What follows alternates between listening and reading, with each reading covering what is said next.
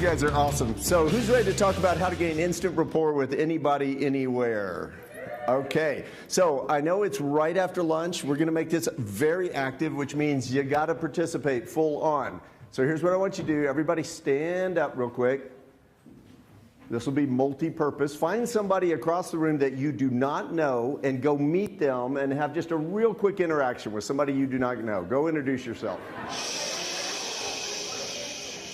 That's such a teacher thing to do, but it is the best way. I knew I was going to have no problem getting this group talking. It's getting y'all stop talking that's the big issue. All right, so here's what I want you to do real quickly, okay? Just take 30 seconds, and I want you to give each other feedback about how you experienced that person on the first encounter. Now, you could say things like, oh, you just seem so happy, but I would like for you to get a little more descriptive than that. So rather than putting a label on it like, oh, you seem so happy, talk about particularly what they did. You had a big smile on your face, or, you know, it seemed when you came in, you seemed a little hesitant and you were kind of from the side, or your handshake was a little soft or it was too firm. Give each other quick feedback about the way they came across to you when you interacted with them for that 30 seconds. Go. So hopefully you've learned something about the way you come across in your rapport. We're going to learn a lot more over the next 50 minutes or so. So grab a seat real quick. So have you ever had an experience where you heard a song, you read a book, you saw a movie, and you said the author, the singer, the people in the movie knew exactly how I feel? That really reflected. Raise your hand if you've had that experience where a song can... Okay, absolutely. Have you ever had an experience where you meet somebody, maybe you just had this, and in very short order you decided, I mean, just really quickly, I think I'm really going to like this person? Raise your hand. Okay. Have you ever had an experience where you met somebody and in very short order decided, I'm not going to like them? Okay. Don't raise your hand if that was just now, okay? Let's protect the people's feelings in the room. Sure. Have you ever walked into a room and seen somebody across the room and said something about them, something about the energy, something about the way they carry themselves, I really want to get to know them? Okay. All of those things are rapport. So my definition of rapport is connecting with another person in such a way that they like you and want to collaborate with you. They want to be able to communicate with you. So let's do something real quick. I was going to have you stand up. Just stay seated for this. So I want you to clap with me, okay? Let's clap in unison together. You ready?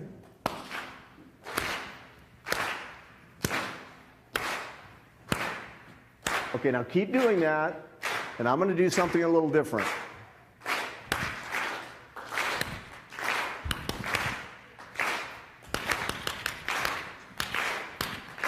All right, thank you.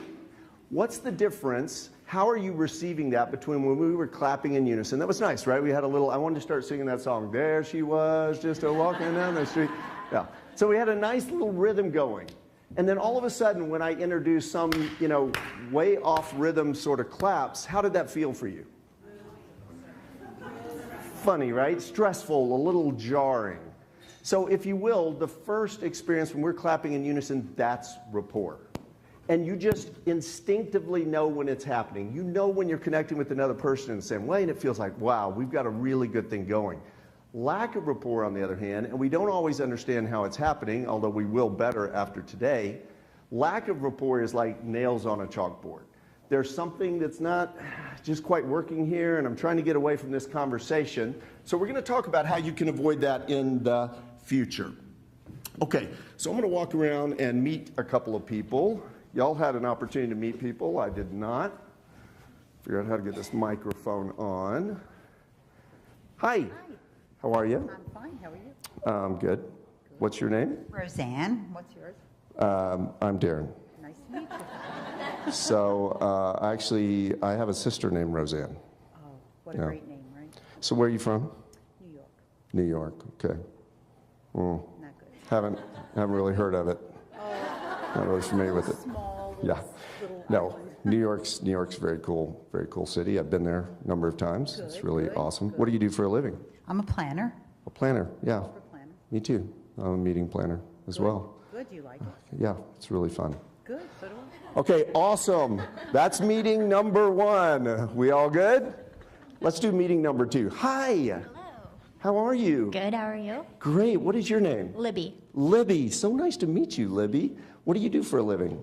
I'm a meeting planner. A meeting? Okay, I have no idea about meeting planning. I really have had very little exposure to that, but it's always sounded kind of fascinating to me. That's very cool. Where are you from, Libby? I'm from Orlando. From Orlando. Okay, I've never had the pleasure of visiting Orlando, but I've always kind of wanted to go. That sounds like fun. Okay, so here's the point I want to make. Every single interaction you have with another person does two things. It either adds to you as a person and adds to the other person, or it takes away from you as a person and takes away from them as a person. Now, so let me ask you, which of those do you think was a more building interaction for, okay, how many of y'all say over here, right? Absolutely. So I want to point something out, though, because later we're going to talk about, and I'm so sorry, I hope that wasn't too rude. Yeah, you're thick skin. You're from New York. You can handle it. So I want to point something out, though, because when we talk about rapport, one of the things that we're going to talk about is rapport comes most frequently when you have something in common with another person. Is that right? So if you've ever had the experience, you're talking to somebody, things are not going particularly well, and then all of a sudden it turns out you both like baseball, okay? Or you both like cross-stitch, or you're both really into puzzles, whatever the case may be, and then all of a sudden, based on that commonality, you're off and running, right? Okay, you notice in the first example, I have a sister with your name, I've been to New York, I'm a meeting planner. I made that part up. Y'all know I'm not a meeting planner. But I made all that up. How much do we have in common? A lot. And yet, was it a good connection? No. Over here, how much do we have in common? Never been to Orlando, have no idea what a meeting planner does, and yet how was that connection? Okay, so here's what I want to point out. A lot of times when it comes to rapport, we are looking for those commonalities. The reality is, though, with rapport, there are always two kinds of rapport going on. There's conscious rapport, and there's unconscious rapport. Conscious rapport are the things we do kind of on purpose. Like I notice, you know, you're wearing a Dallas Cowboys button and I say, oh, Cowboys, I'm a big Cowboy fan. Or I look for something about you that we can kind of connect around. That's that conscious, we have something in common rapport. Unconscious rapport is the backdrop, the stuff that is happening between us and another person that we're not necessarily aware of. It's the intangibles that are really tangible. And we're going to talk about that because do you think in a first encounter, which do you think is more powerful, the conscious rapport or the unconscious rapport?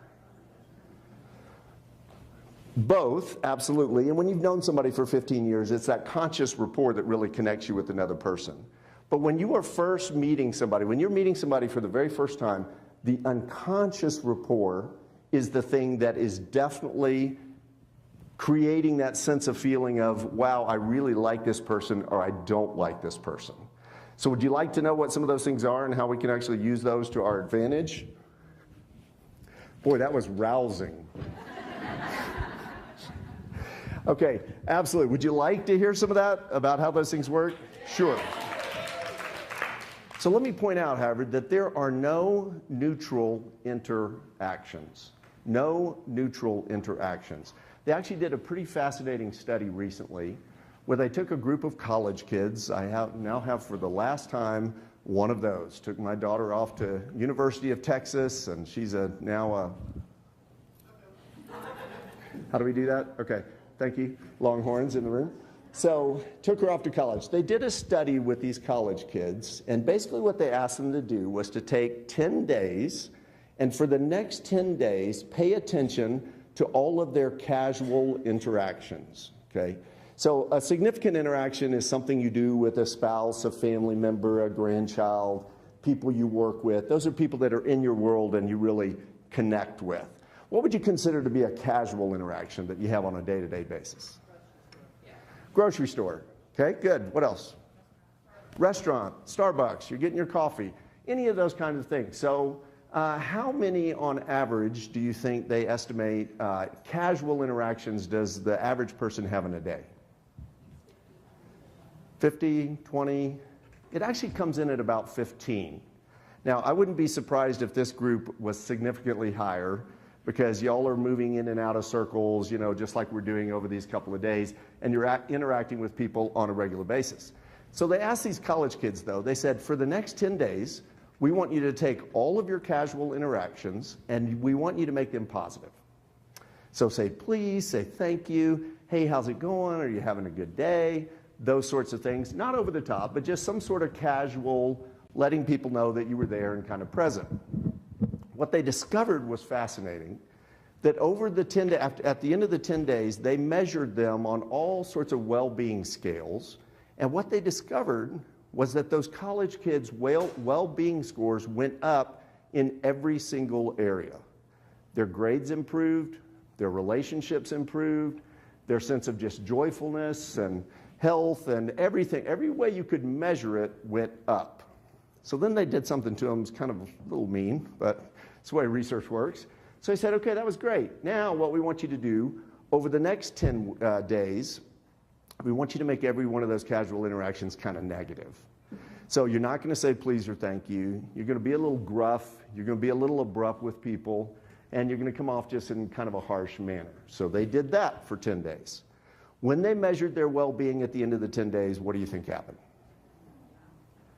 Absolutely. Went down in pretty big fashion. So their scores have been up. Now they start to plummet, and they start recognizing, hey, wait a minute, the way we treat these casual interactions really does make a difference in the way that, you know, we're living our own life. So here's the kicker. They told him over the next 10 days, we want you not to be negative. We want you not to be positive. We want you to be completely neutral. So you're going to get your coffee, you stand in line, you guys kind of get a latte, and you do like most people just go about their life, right? Not negative, not positive, just kind of neutral, just sort of flat. What do you think what do you think happened with the well-being scores for those college kids at the end of that 10-day period? They went down, and they actually went down at exactly the same level they went down with the negative interactions, okay? So the way we're interacting with people out there on a day-to-day basis makes a difference not only in our life, but in their life as well. That's rapport. So rapport is power. Say that with me. Rapport is power. Rapport is connection. Rapport is having a line of people lined up waiting to do things for you that they may not be willing to do for other people. Rapport is living in what I call the relationship slipstream, where everything just seems to work. Rapport is prana energy, namaste, grace, love, energy. Am I kind of covering all the bases? It's all of those things amplified. So we're going to talk about the power and the science behind rapport, because it's not an art form. There's actually real science behind what happens when we're interacting with another person that determines whether we're connecting with them or not. So let me ask you this. Can powerful rapport building skills benefit doctors? Okay. Can they benefit scientists? Salespeople? Certainly. Can they benefit meeting planners? Absolutely. Y'all are dealing with people on a regular basis, and there are many encounters you have that split second of whether this person's going, I want to help you or I don't want to help you, makes all the difference in the world in whether a problem gets turned around and a solution comes about or you just stay stuck. Great story told about the man who lost his luggage. He didn't lose his luggage. The airline lost his luggage.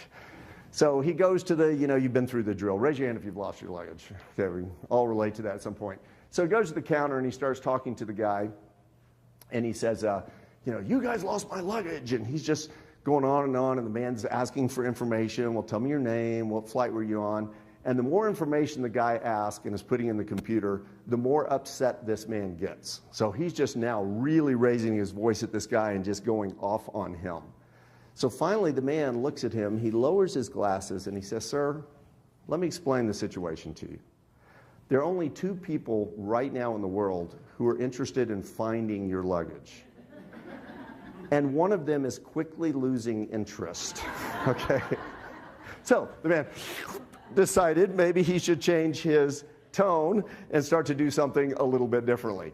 All right, I need 2 volunteers real quickly. Come on, there's one. I already picked on you. There's 2.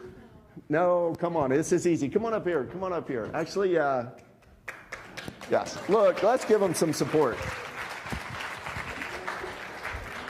Okay, I'll come to y'all. Now, this is really, okay, what is your name? Becky. Becky and Ann. Becky and Ann. Okay, so Becky, I want you to stand right where you were standing, actually. Okay, and Ann, you stand right here. This is not a trick. I'm not faking you out. I want you to just take this literally, okay? So, in fact, scoot a little more over. All right, perfect. So, I'm going to ask Ann to describe everything she sees past Becky. Okay, not Becky, looking past Becky, everything that you see, all right? Lots of women, just a few men, lots of name tags, a number of smiles, some bright colors, some stripes, mirror, TV, video camera. Okay, awesome. Very descriptive. Nice job, Ann. Okay, now Becky, I want you to do the same thing. I want you to look past Ann and see what, and tell us what you see.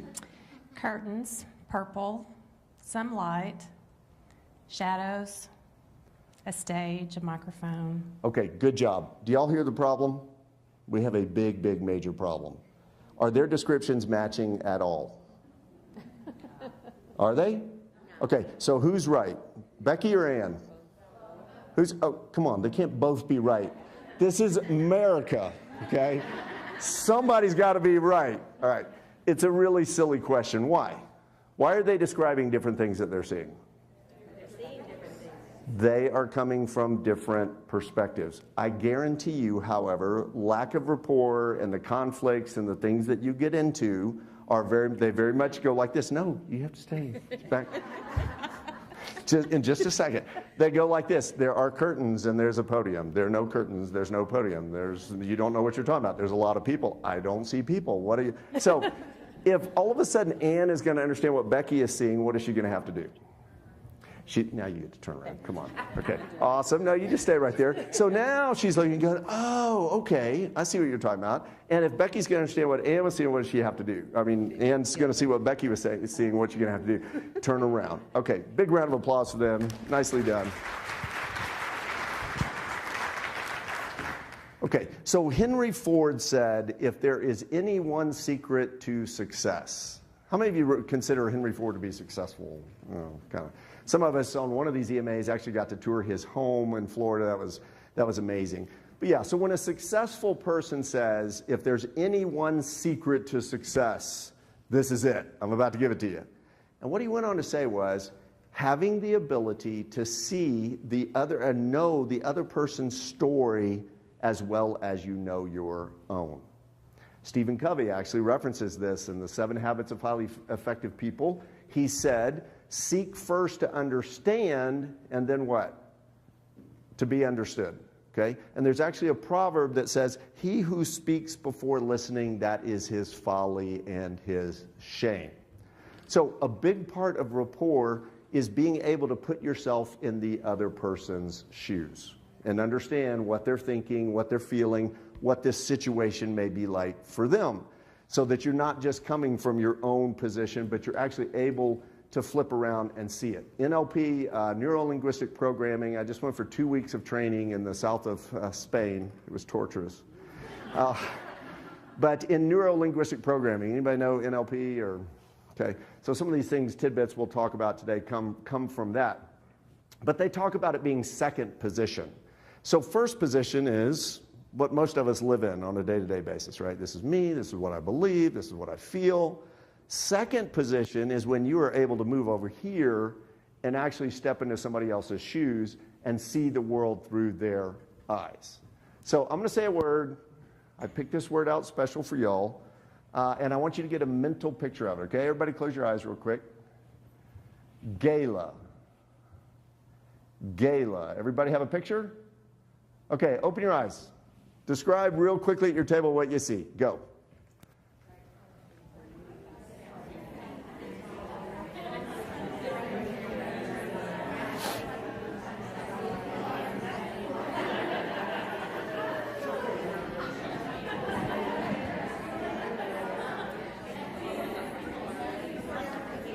All right, good.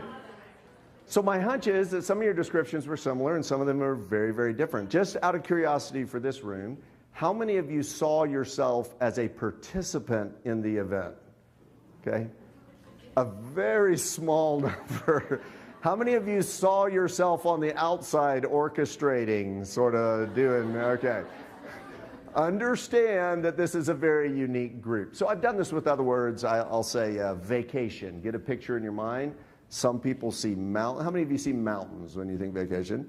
Okay, how many of you see beach? This is a very unique group as well. Okay, so you may picture, when I say the word vacation, you might picture getting up at the crack of dawn, just running like crazy, going to see all the sights and visiting new places and going shopping and, collapsing in bed after, dancing your little feet off at night at midnight and getting up and doing it all over the next morning. Or you may picture yourself holed up in a cabin, room or on a beach somewhere where you're reading a book and please nobody bother me and I just want seclusion and I want to drink my mimosas and anybody like that? Vacation? Okay, yeah, especially with what y'all do. What we start to realize is that we use words like that all the time. Gala, vacation, whatever the words may be, happy, love. And many of us have the same words, but we're operating out of a different dictionary. So don't start with the assumption that everybody means exactly what you mean when you say a word. I don't understand why we're not connecting. I said this, and somehow it's not working with you. So how many of you have absolutely everything in common with every person you meet? Okay. Are there ever people you meet that you really just don't have much in common with? Anybody? Okay. So how do you develop rapport with those folks? And this comes back to that unconscious element, and it basically boils down to this. This is a much more powerful tool than even the fact that you both have been to New York or that you're both meeting planners. Because you noticed that even though we had those things in common, there was a mismatch in the way that we were kind of connecting with each other. And it has to do with this idea of mirroring and matching. Now, people like people who are like them. We like people who are like us, and or we like people who are people we would like to be like. So sometimes you like somebody not because they're like you, but because you go, wow, I really admire that quality, your ability to just be so friendly and so connected and so forth. I'd really like to learn from that.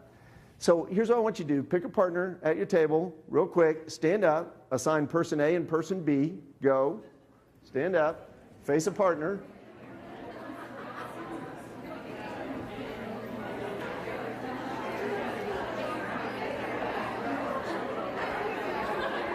All right. Now, have you selected person A and person B? Select who's A and B. If you're in threes, that's fine. Somebody can be the observer. Okay, person A, you are having the most phenomenal day of your life. I mean, literally. It's the best day that you've ever had. You won the lottery. Just crazy cool stuff is going on. Nice. Person B, you're this short. You're already, calling in a Prozac prescription, right? And you're this short of checking yourself in somewhere because you're having not only a terrible day, but a terrible week and a terrible month, and just life is dark and dreary and gloomy, okay? Person A, person B, interact with each other for 60 seconds. Go.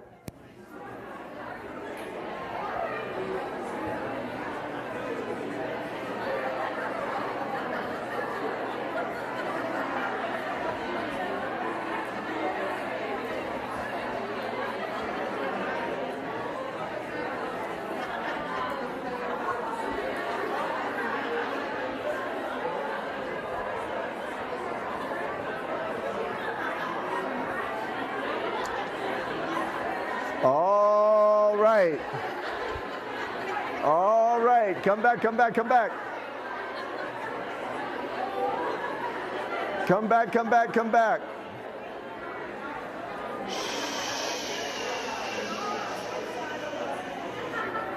Y'all are having way too much fun with that. Okay, stay standing. I'm going to have you do something else real quickly.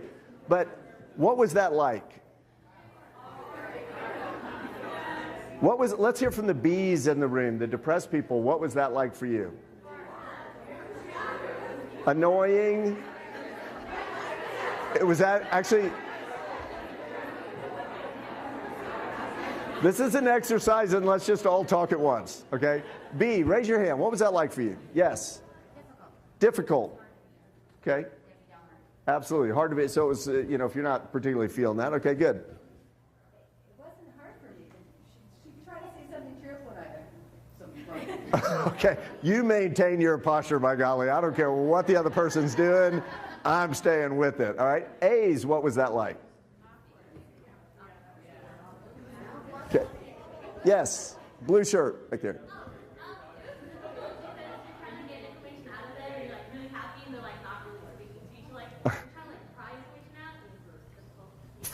Feels like a one-way conversation, right? Okay, so mirroring and matching is about taking what the other person gives you and emulating that, whatever that may be. So let's do this exercise again. A, you get to pick. You're either having the worst day of your life or you're having the best day of your life. And B, your job is to mirror them in that conversation. Okay, real quick, 30 seconds. A gets to pick, and B, you mirror them.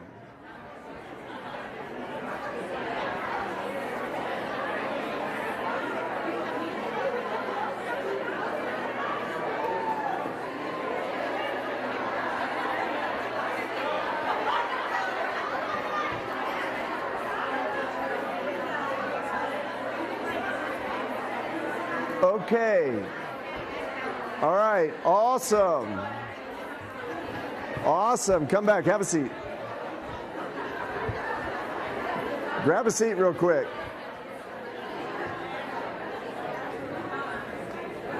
Y'all are like Energizer buddies.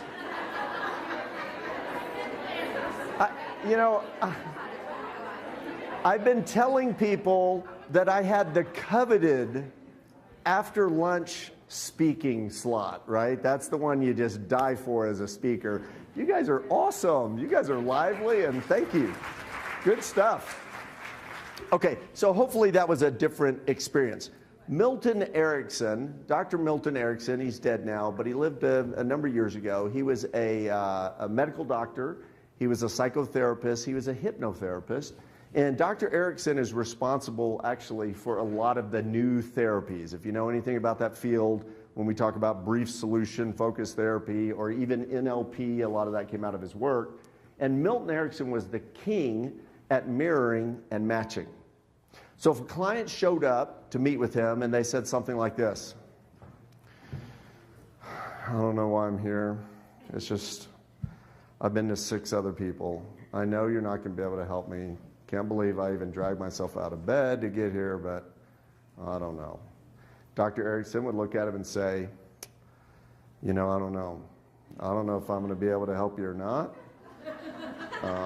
Maybe I can. 6 other people have failed, but you know what? You're here. We might as well sit down and talk about it. And then boom, person would go, whoa, something about this guy, okay? Or person would walk in and say, I don't even know why I'm here. There's no way you're going to be able to help me. I've been to 10 other people. Nobody's been able to help me. This is crazy. I can't believe I'm even here seeing another one of you quacks.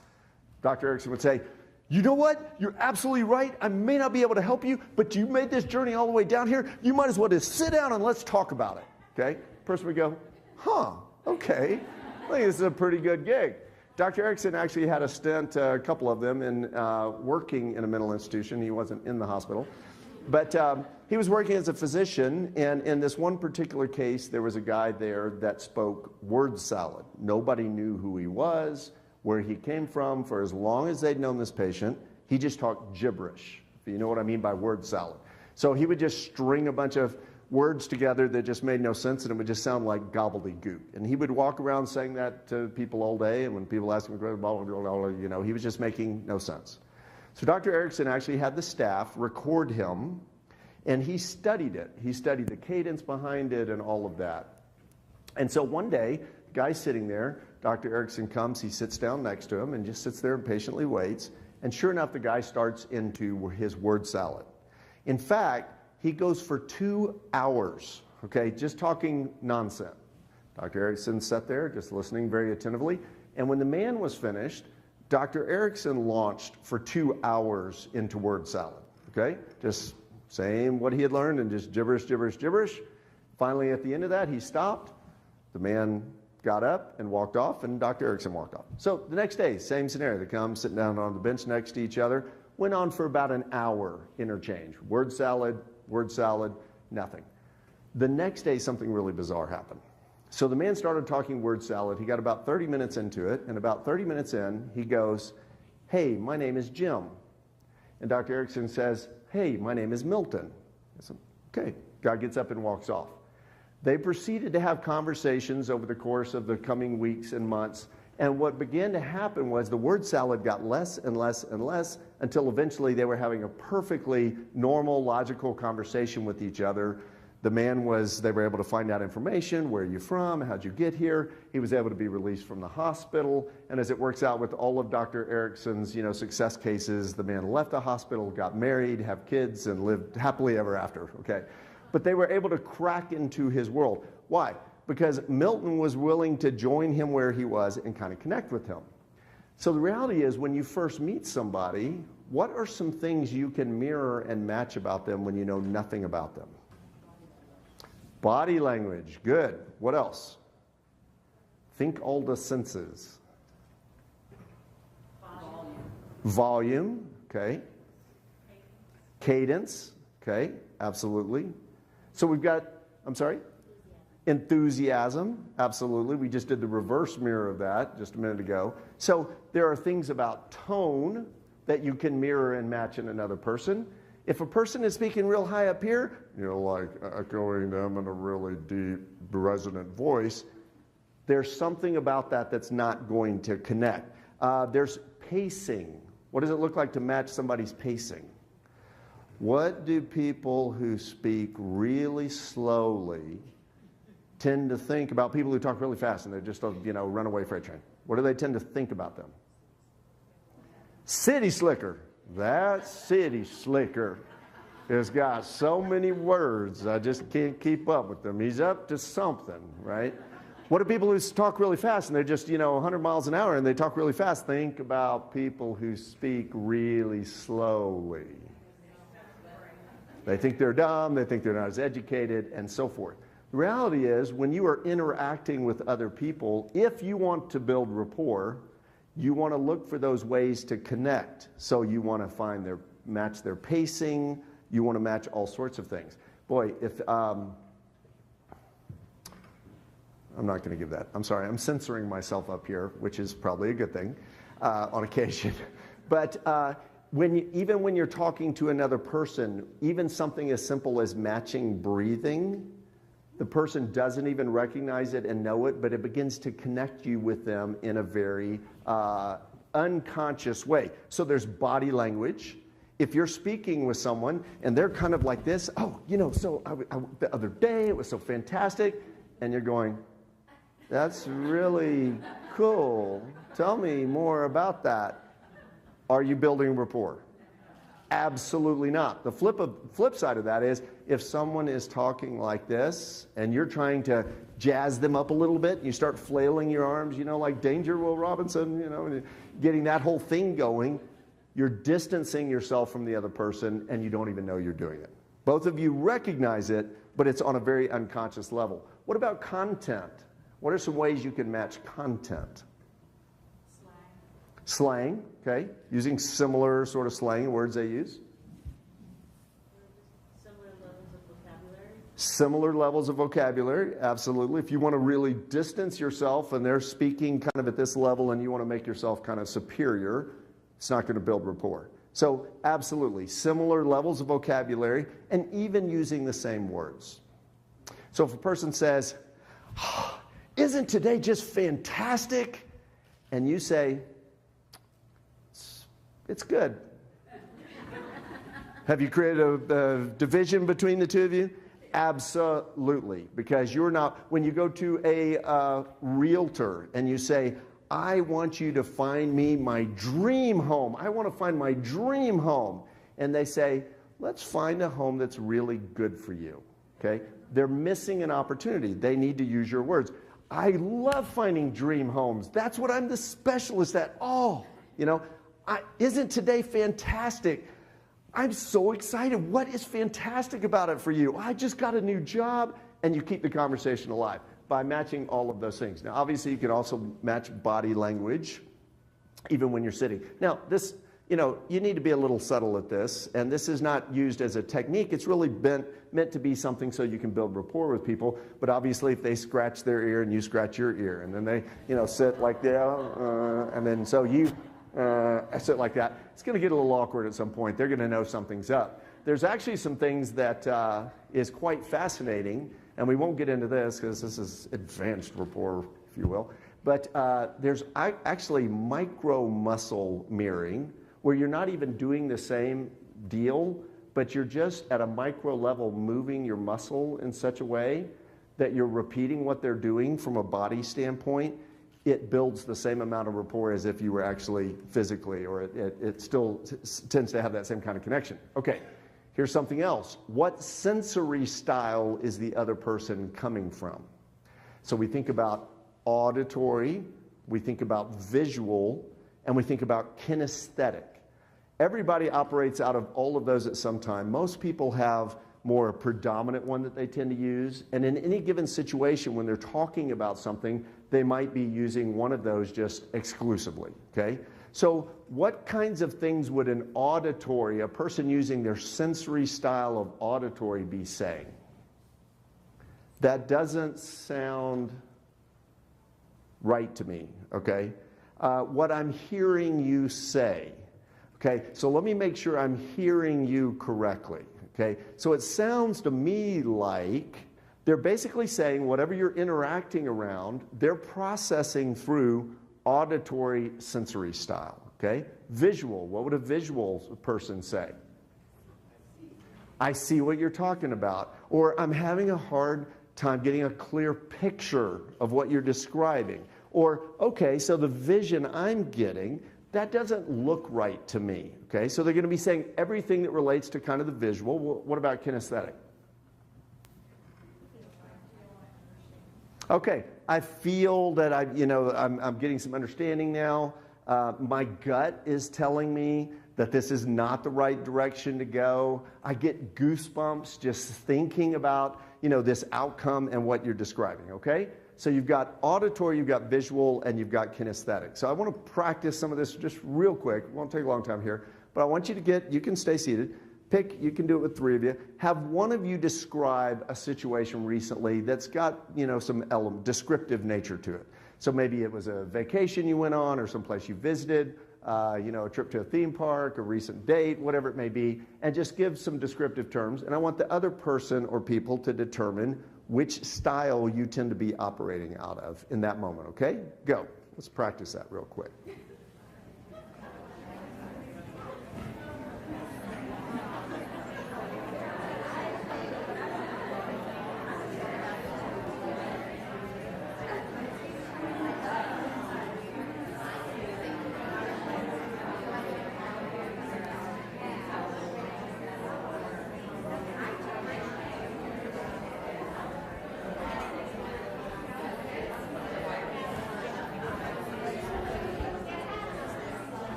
All right.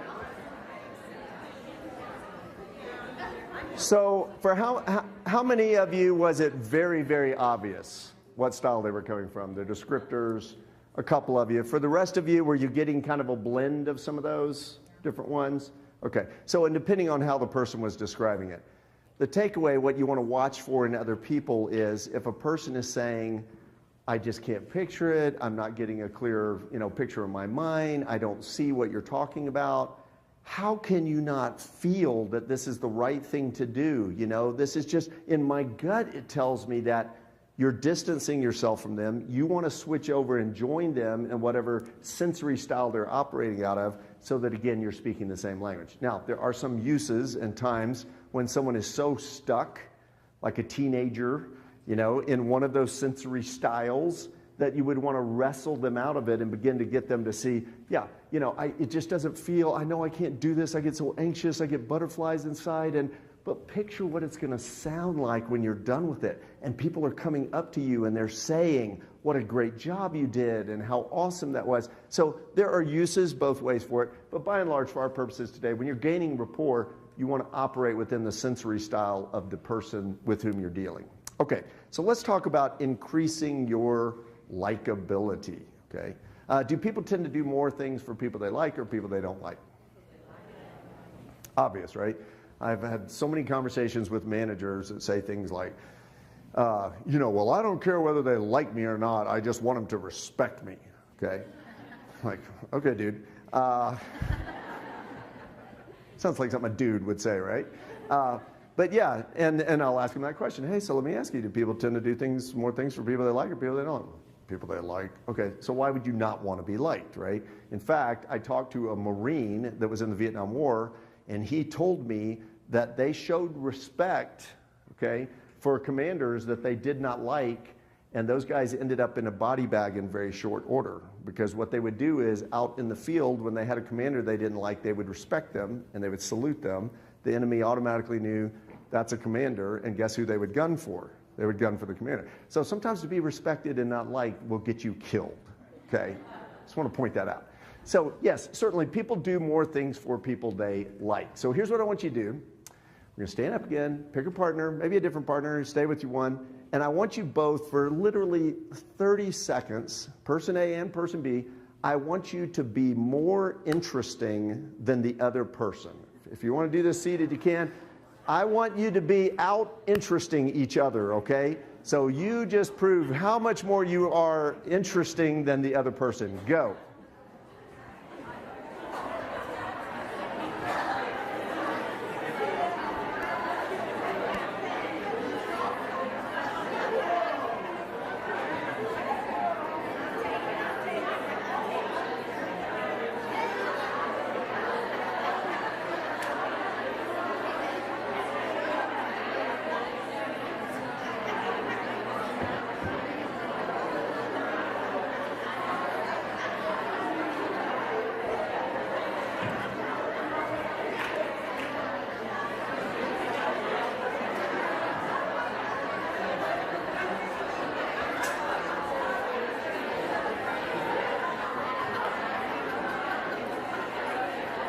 Okay, all right, awesome. We clearly, back. We clearly have some very interesting people in the room. Some of you are still going. You're so interesting. You're so interesting, you're still going, okay? All right. What's that experience like? Great? Hard? Awkward? Hard? Okay. It's really difficult. So we could do the reverse of that. I'm just in the interest of time, we're not going to do that. But when you take person A, you be interesting, person B, you be interested, it's a very, very different experience. What we find though is most people are going through life trying to be interesting, right? We all have that little bit of, I've got to make myself interesting, because if I'm interesting, then people like me, they'll care about me. And the reality is that it is so much easier and so much more impactful in gaining rapport with other people if you will work on being interested. And I think it's a much better way of doing life, just in general. So this came home to me in very clear fashion. A couple of years ago, I was at a party, and a guy comes up and got introduced to me, and he is the founder of a major restaurant chain here in the United States. He's from another country. I thought, wow, that is really cool. And I remember having the thought pass kind of through my brain, what can I tell this person about me? How do I impress him so that he would go, man, this is someone I really want to get to know. This is someone I want to connect with.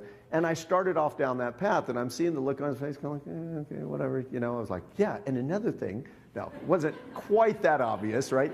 I've done 15 EMAs in a row. No. So I recognize this, and I'm going, this conversation isn't going well. I'm going like, dummy, of course it's not going well. This is, everything that's wrong with the way you should be interacting with another person. So I backed up, and I decided, I'm just going to get to know him. I'm just going to be interested. Fascinating man. He'd started a foundation that was doing some really incredible work around the world. So I did two very simple things. One, I quit thinking about myself. and started paying attention to him. And how many of you would say that in the past week you have had another person pay complete 100% attention to you for a prolonged period of time? Anybody raise your hand over the last week? Okay, all right, a few of you. But for a lot of us, we could say that hasn't happened in a month. When you do that with another person, it's really attractive and interesting to them, and you get a lot more out of it. So I did two things with him. One, I started mirroring and matching someone because he talked with his hands. And so when he would describe a situation, instead of what I would normally, I'm not quite as animated, believe it or not, but I was standing there, I realized, and so I would start describing the situation back, doing this. The bottom line is we ended up standing there talking for 25 minutes, great connection. At the end of the time, he said, you know what? I'd really like to stay connected with you. Here's my personal contact information. Here's my card and so forth. And that happened because I was willing to get outside of myself and quit trying to be interesting and instead be interested. So what do people care about the most? If you're interested in connecting with them and building rapport, what should you care about the most? So it's a great story about a kind of a socialite in England back in the day. And on 2 different nights, she had dinners with very, very established, these were very prominent people in England, Disraeli and Gladstone.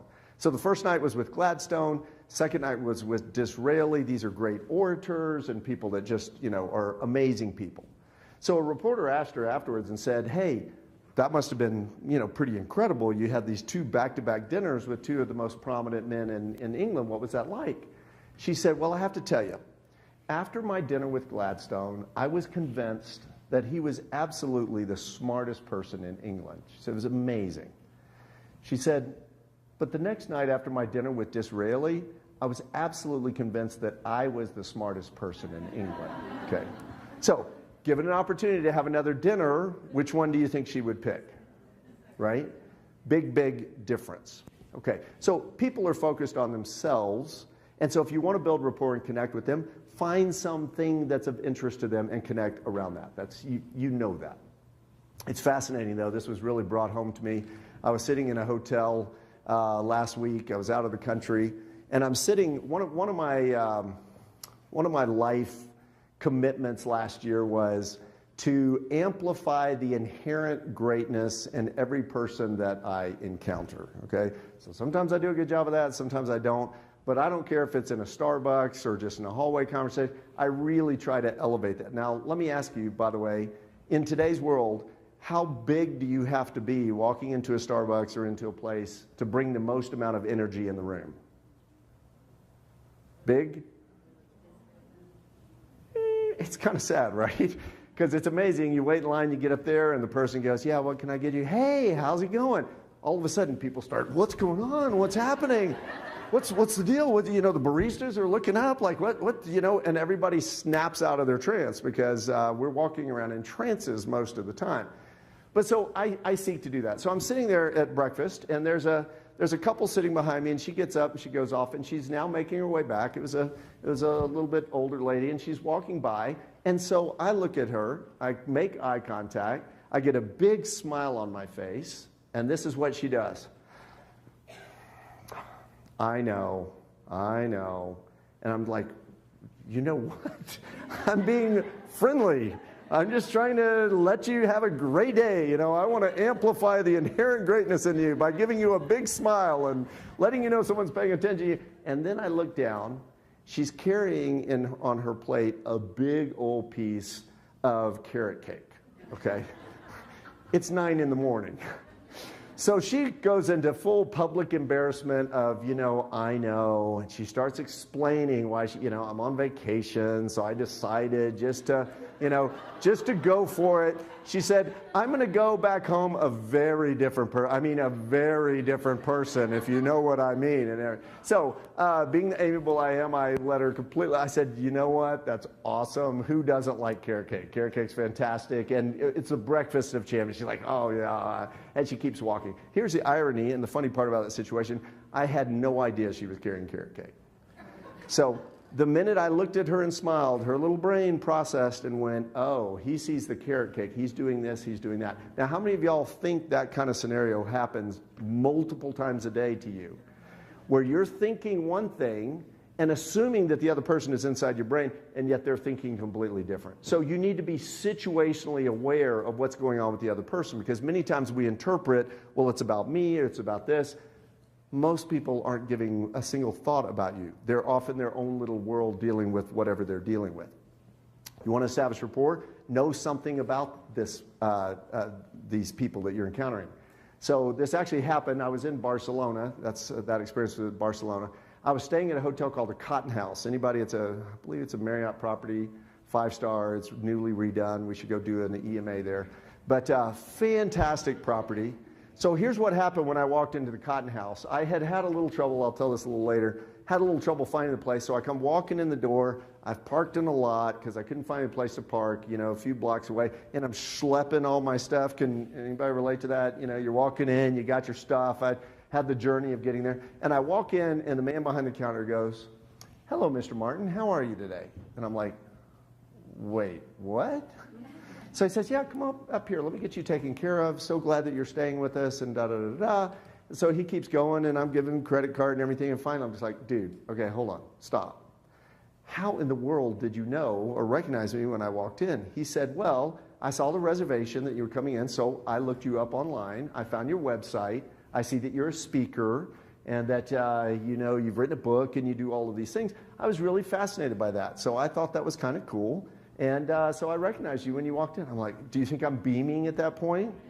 Absolutely. Knew something about me. So he then takes, they're going to bring the bags up later. I get up to my room a little bit later. There's a knock on the door. It's Ruben from the Cotton House. I told him, "I'm going to write about you when I write my book on customer service." So you're going to be in this book. But he's there, and he said, "Listen, I didn't want to wait for the bell guy a little bit longer, so I just went ahead and brought your stuff up." I'm like, "Thank you so much, Ruben. This is, amazing customer service." He walks out, and then I recognize what I had not seen when I first walked in the room. You walk in the room, bathroom on the right, big mirror leading into the bedroom, and I looked on the mirror, and written in big letters, filling up this whole mirror in white, was a quote of mine that he had found off Twitter or a website or something, Daren Martin. Okay. I was blown away at that point. If we're Facebook friends or Instagram friends or whatever, if we're not, we should be. So add me. I'm easy to find. But I immediately started just, posting that stuff like, "I'm a celebrity in Barcelona," I'm kind of a big deal. So know something about the other person, because everybody likes that when you know something about them. Okay, one more thing real quick, and then we'll wrap up a little bit. Are they ask or tell? When they are going about trying to get things done, are they ask or tell? So I've got a course that I teach. I actually taught it at Southwest Airlines. I teach it at my oil and gas client to all of their leadership. I teach it at all of the KPMG universities every year for 4 years in a row. It's the best communication course I've ever seen. I actually did a 1-hour version of it here a few years ago. It's online on my website if you want to go get the full, at least an hour version of this course. But one of the things it talks about is that people go about getting things done in one of two ways. They're either ask assertive or they're tell assertive, okay? Ask assertive people tend to be a little more please, thank you. They tend to be a little bit softer. They tend to be a little less direct. They don't interrupt as much. They're a little slower with their decision making. They want to kind of think about it. Tell assertive people are boom, boom, boom. They're very directive. They interrupt a lot. They're often running, okay? So raise your hand if you consider yourself to be a more ask assertive person. You're both, but okay, predominantly ask assertive. Tell assertive people, raise your hand. Okay, so if we're at breakfast, an ask assertive person may say something like this. In fact, while I'm doing this, if you think you're super hardcore ask, come up here real quick. I need one. And if you think you're super hardcore tell, come up here. I mean, you've been told you're a boss, you're a total. Come. One ask and one tell. Give me an ask. Who's an ask? Who raised your hand ask? Okay, come on up here, please. Tell assertive. Real quick. Okay, come on up here. You're bossy? Are you tell assertive? Okay, you've been called other words with a B. Okay, just hang right there for just a second. So if we were at breakfast, an ask assertive person might say something like, hey, could we please get some more coffee over here when you get a chance? Okay, that would be ask assertive. Tell assertive person would say, hey, we need some more coffee over here when you get a chance. Okay, nothing good or bad about either one. They're the same. Okay, so what's your name? Erica, you're the tell assertive, you believe. Okay, and Andrea, you believe you're ask assertive. Okay, so I want this chair moved from here to there. So I go to Andrea, here's our ask assertive person, and say, hey, move that chair from there over there.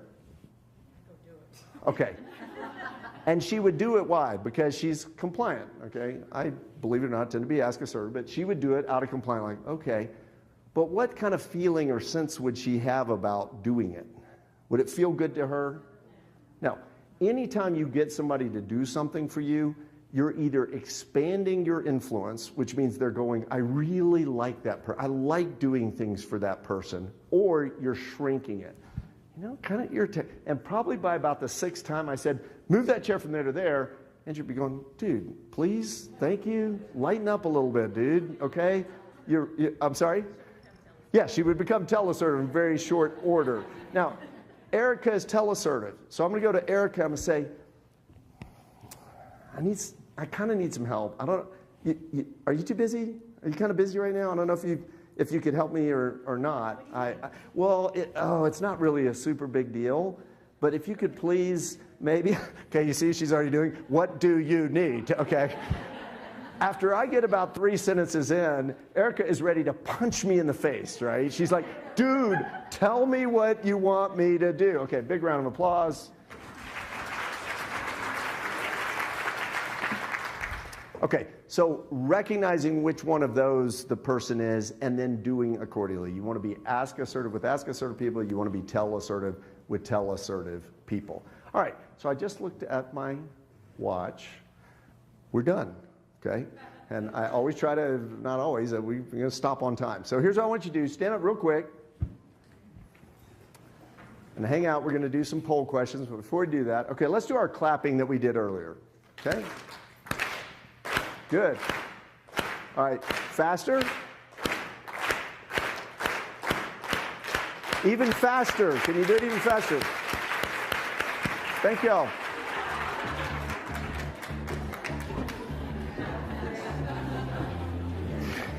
Okay, that was a little cheesy. Just playing with y'all. All right, let's have a big round of applause for Daren Martin.